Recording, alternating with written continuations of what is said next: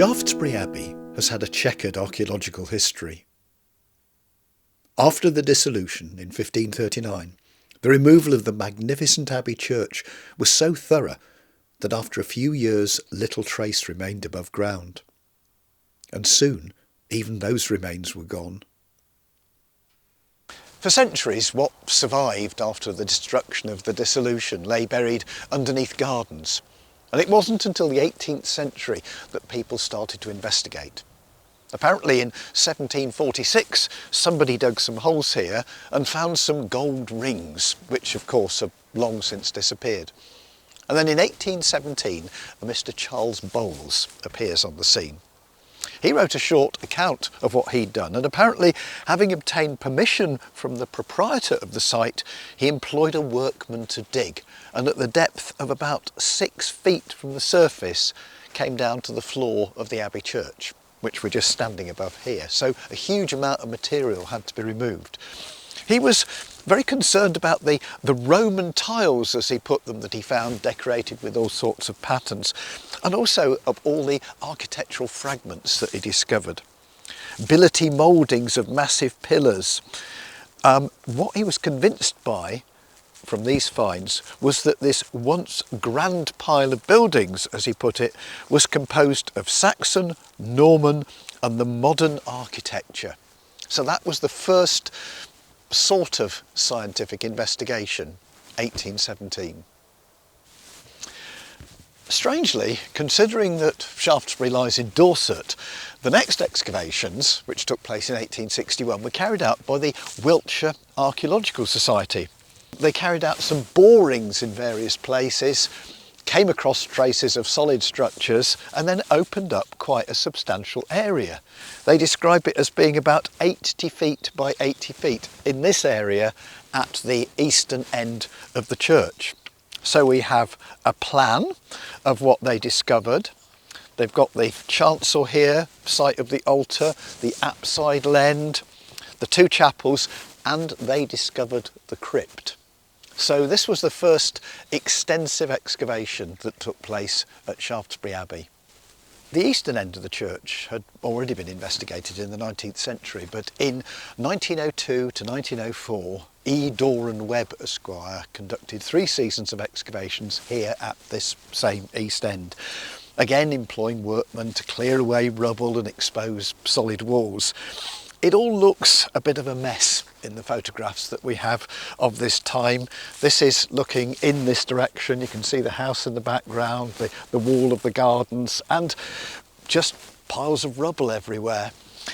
Sadly, these excavations weren't backfilled properly because an awful lot of the spoil was tipped over Park Walk, and so what remains were exposed tended to deteriorate over time. They also re-excavated the crypt. This is a photograph of the crypt as excavated at the early years of the 20th century in a very ruinous state. A lot of it's been rebuilt since then. There were some reports published, excavations on the site of the ancient Abbey Church of Our Lady and St Edward the Martyr in Shaftesbury, price 3d, but they don't contain an awful lot of archaeological information. So sadly it was quite extensive, and it meant that this end, the eastern end of the church, had been excavated twice by this time. But apart from some vague plans of where there were solid foundations, a lot of archaeological information that a modern excavation would have recovered was simply not found. In 1930 and 31, more excavations were carried out here at the Abbey Church under the direction of J. Wilson Claridge. These were, again, extensive excavations that this time included the western end of the church, including most of the nave. Apparently the excavations were conducted in a systematic and orderly fashion, and the results of them, which produced a plan of basically the whole church that lies within the gardens, are what the current layout and interpretation is based on. The heaps of stones, the lines of stones that mark the elements of the great Abbey church. In the 1990s, before the new museum building was put up, there were more excavations carried out there. And then shortly after that, I investigated a couple of the heaps of stones that presumably represent nave pillars. One had a solid foundation underneath it, the other had nothing at all, which led us to question elements of the layout. The opportunity to try and answer some of our questions came in 2019, when, as part of a big Heritage Lottery-funded community archaeology project, we were able to carry out some small-scale excavations. Using a team of trained volunteers, both adults and school pupils, we investigated one of the large rockeries that supposedly marked the massive pillars that once supported the central crossing tower. Here, the evidence was quite clear. There was a huge foundation. Our other trench, which ran from outside the church into the nave, was designed to answer a number of questions. The results here were mixed. Inside the church, we found the tiled floor of the nave, the tiles in dreadful condition.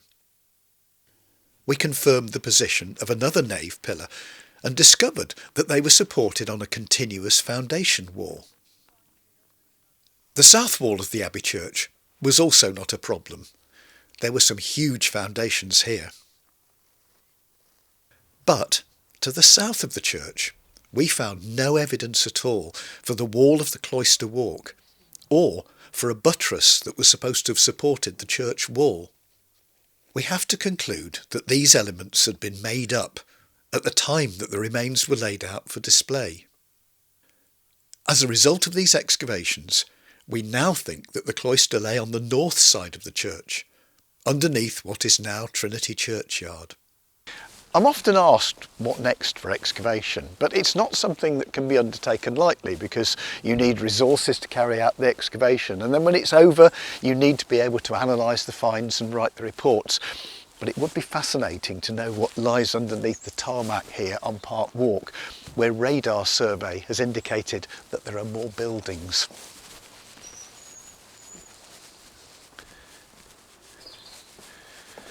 And do the remains of Alfred's church lie somewhere underneath our beautiful gardens? Maybe one day we'll find out, and Alfred can look down on the church that he founded all those centuries ago.